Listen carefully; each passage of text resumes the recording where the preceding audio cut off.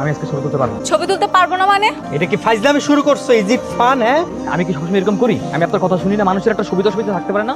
ভাইরে, তুমি একটা প্রফেশনাল, কোম্পানির সুবিধার দিকে সে নিজেটা একটু কনসিডার করা যায় না?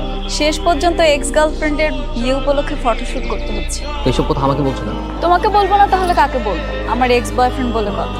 আমরা এখানে কাপল ফটোশুট করতে আসছি, এমন ভাবে ছবি তুলতেছো যেন মরা বাড়ির ছবি তুলতে আসছো। হাসতে পারো না তুমি? না, আমি হাসতে পারি না। এখানে আমার ছবি তোলা উঠছে না যে আমাকে হাসতেই হবে। ও হ্যাঁ, হাসবা কি করে? তোমার তো কষ্ট লাগতেছে তাই না? আমার কষ্ট লাগবে। এক্স গার্লফ্রেন্ডের বিয়ে ঠিক হয়ে গেছে, সে আরেকজনের সাথে ছবি তুলতেছে, তোমার তো কষ্ট লাগবে। এতই যখন কষ্ট লাগতেছে তাহলে ব্রেকআপ কেন করছো? মাইমা প্লিজ এখান থেকে যাও, শান্তি মতো নাস্তাটা করতে দাও। হ্যাঁ করো, শান্তি মতো নাস্তাটা করো, এরপর মনোযোগ দিয়ে ছবি তুলবা। একটা ছবি যদি বাজে আসছে না, আমি তোমার নামে কমপ্লেন করব। তোমার চাকরিটা কিন্তু চলে যাবে।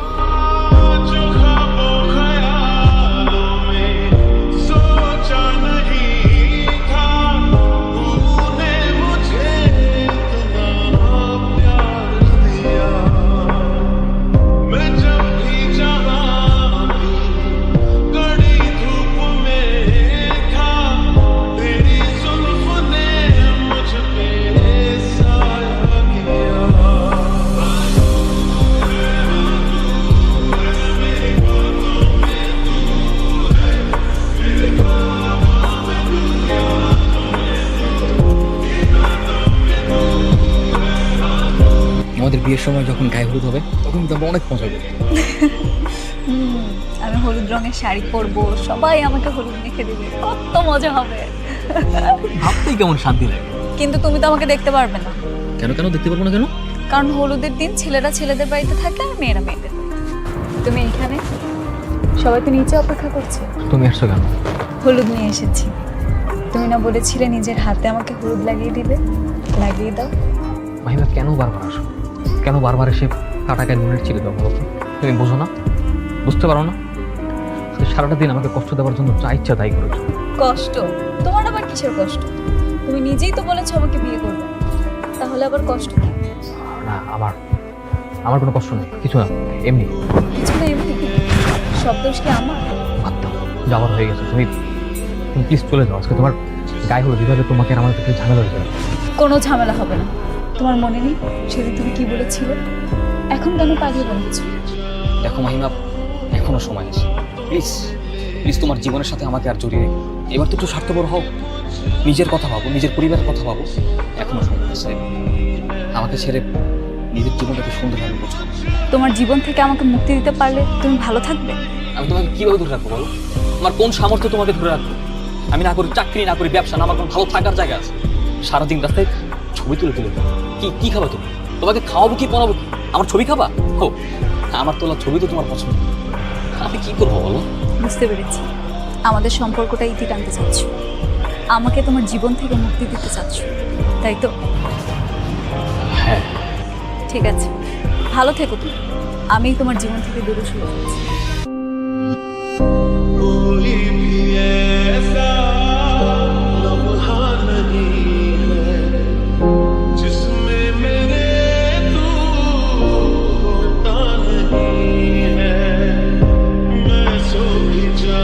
কথা ছিল আমার গায়ে হলুদের দিন তুমি আমাকে হলুদ লাগিয়ে দিবে। না, আমার স্বপ্ন পূরণ করো। আমি পারবো না। প্লিজ আমার স্বপ্ন পূরণ করো, তাড়াতাড়ি করো, নিচে সবাই ওয়েট করছে। আমি বললাম তো পারবো না, তারপরও কেন বারবার জোর করছো? প্লিজ মেহেদি, আমার শেষ ইচ্ছেটা পূরণ করো প্লিজ।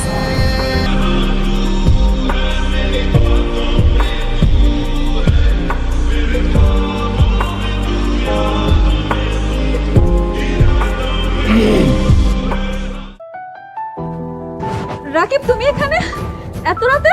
কি হচ্ছে এখানে সব মাহিমা? এই ফটোগ্রাফার তোমাকে হলুদ লাগাচ্ছে কেন? তুমি এখানে এলে কিভাবে? ইচ্ছা ছিল হবু বউকে নিজের হাতে হলুদ লাগাবো, কিন্তু এখানে এসে যা দেখলাম, ছি ছি ছি ছি, ছি। দেখুন ভাই, আপনি প্লিজ ভুল বুঝবেন না, এখানে কোনো কিছু খারাপ কিছু হয়নি। ছোট ভাই, আমি সবই বুঝি, সবই জানি। আজকে সারাদিন তোমরা যা কানাকানি করেছো সবই আমি দেখেছি। আর ওর সাথে যখন আমি ক্লোজ ভাবে ছবি তুলছিলাম, তুমি যা রিয়েক্ট করেছো, কি মনে করেছো আমি অন্ধ? কিছুই বুঝি না? আমি সবকিছু বুঝতে পেরেছি। রাকিব দেখো, এখানে ছিছি বলার মতো কিছু হয়নি, আমরা এখানে কিছুই করছিলাম না। ও আচ্ছা, চিচি বলার মতো কিছুই হয় না। তুমি রাতের বেলা ছাদের মধ্যে একটা ফটোগ্রাফারের হাতে হলুদ মাখতেছো, এখানে কিছুই হয় না। আমি আসার আগে তোমাদের মধ্যে আরো কি কি জানি হয়েছে আল্লাহই জানে। রাকিব, খবরদার মুখ সামলে কথা বলো। আমার চরিত্র নিয়ে কথা বলার আগে তোমার 10 বার ভেবে চিন্তে কথা বলা উচিত। আমাকে চিন্তা করতে হবে? আমি কিছু বুঝি না ভাবছো? এই ছেলের সাথে তোমার কি সম্পর্ক? কি সম্পর্ক? আমি তো বললাম ওর সাথে আমার কোনো সম্পর্ক নেই। এখন বিশ্বাস করলে করো, না করলে চলে যাও। তোমার মতো মেয়েকে বিয়ে করে তুমি থাকো তোমার মতো। আর তোমরা যা করতেছো carry on, carry on. Rakib please, Rakib please শোনো, পাগলামি করো না। আই এম সরি বলতেছি। তুমি যে দেখছো আর যা ভাবছো সব ভুল। প্লিজ পাগলামি করে বিয়েটা ভেঙে দিও না প্লিজ। আমি তোমার কাছে রিকোয়েস্ট করছি। আপনি কিন্তু বাড়াবাড়ি করছেন। আপনাকে আমি ভদ্র আর শিক্ষিত ফ্যামিলির সন্তান ভেবেছিলাম।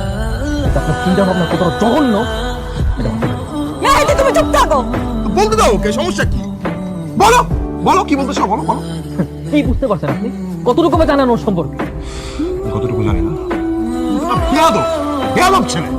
শালার তোমাকে বিয়ে না, বিয়ে ক্যান্সেল। বিয়ে ক্যান্সেল, তোমাকে আমি বিয়ে করতে পারবো না। করো তোমরা যা ইচ্ছে তাই করো, বিয়ে ক্যান্সেল।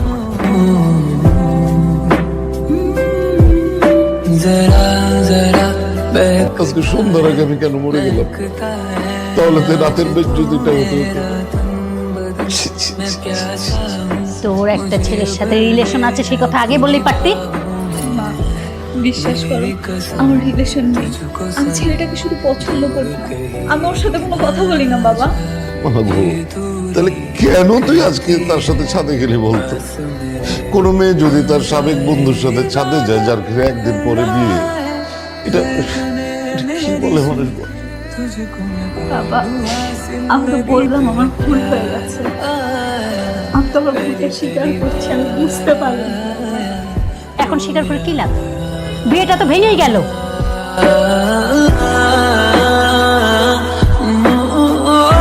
রাকিব ভাই ফেরত ভাই, প্লিজ আপনি ওনাকে বোঝান, উনি আমাকে ভুল বুঝতেছে ভাই। আমি যা করেছি না বুঝে করেছি, প্লিজ ভাই। তোর কোনো ক্ষমা নেই। ঠিকই তো বলছে, তোর কোনো ক্ষমা নাই। তোর কারণে আমি মাহিমাকে ভুল বুঝছি। 2 টাকার ফটোগ্রাফার হয়ে তুই আমাদের মধ্যে ঝামেলা করিস, হ্যাঁ ঝামেলা করিস। মাহিমা, আই এম সরি, আমি তোমাকে ভুল বুঝছি। আসলে তোমার কথা আমার শোনা উচিত ছিল। এই হারামজাদার জন্য আমি কোনো কিছু বুঝতে পারিনি। আমি প্রমিস করতেছি আমি বাসায় গিয়ে আজকে সবকিছু ঠিক করে ফেলবো। বা আমাকে বলবো আমাদের বিয়ের জন্য যা যা প্ল্যান ছিল, আমরা যা যা করতে চেয়েছিলাম সবকিছু করবো। চল। भीगे जमीन आसमान सूखा रहा एक मेरा ही घर। दुनिया है तेरी निगाहों में, बस तुझे नहीं रहा है नजर। जितना याद करता हूँ मैं उतना रोज কবুল বলেন মা। কবুল বল মা। মা কবুল বলো। আমার তো মনে হয় মেয়ে এই বিয়েতে রাজি না। রাজি না মানে? অবশ্যই রাজি। আমরা দুজন দুজনকে পছন্দ করি, এই জন্য তো বিয়ে করতে আসছি। কবুল বল মা। আমি এই বিয়েটা করতে পারবো না। পারবো না মানে কি? কোনো সমস্যা? আমি একজনকে ভালোবাসি। মহিমা, এটা কিন্তু তোর বিয়ে বাড়ি, ফাজলামো করার জায়গা না। ফাজলামো করছি না মা, সত্যিই বলছি। কারণ আমি একজনকে ভালোবাসি। আমি এই বিয়েটা করতে পারবো। চড়ায় না তোর একটা দাগ ফেলে দিব। এই থামো, কোনো বকাবকি চড়াচড়ি কিচ্ছু হবে না, এখানে কিচ্ছু হবে না। আমি আগে আমার মেয়ের সাথে কথা বলবো, তারপরে এই ব্যাপারে আমি সিদ্ধান্ত।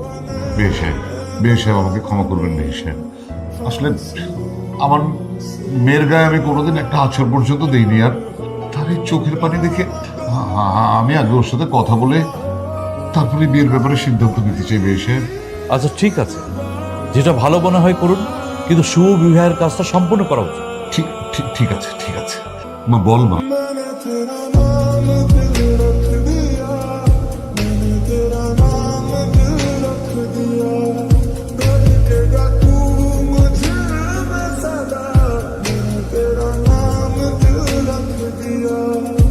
হ্যাঁ, আমি জানি আমি অপরাধী।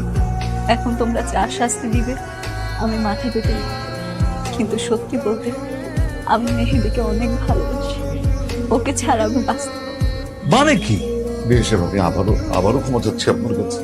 আমার মেয়ের চোখের পানি আমি সহ্য করতে পারবো না। এরপর আমার মেয়ের সাথে আপনার ছেলের বিয়ে দিতে পারবো না। আপনি আমাকে ক্ষমা করে দেন। কি বলছেন আপনি? সব আত্মীয় স্বজন চলে এসছে, এতক্ষণে তো বিয়েও হয়ে যেত, আর আপনি এখন বলছেন বিয়ে হবে না। এইভাবে আমাদেরকে অপমান না করলেও পারতেন। মা বাবা অনেক অপমান সহ্য করছে, এই বিয়ে করো। চল।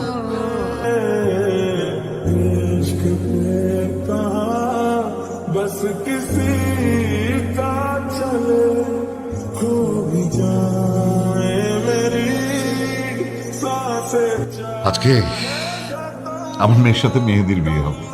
কাজী সাহেব আপনি ওই আগের পাত্রের বাবা মা এবং ঠিকানা কেটে নতুন পাত্রের নাম লিখে ফেলেন।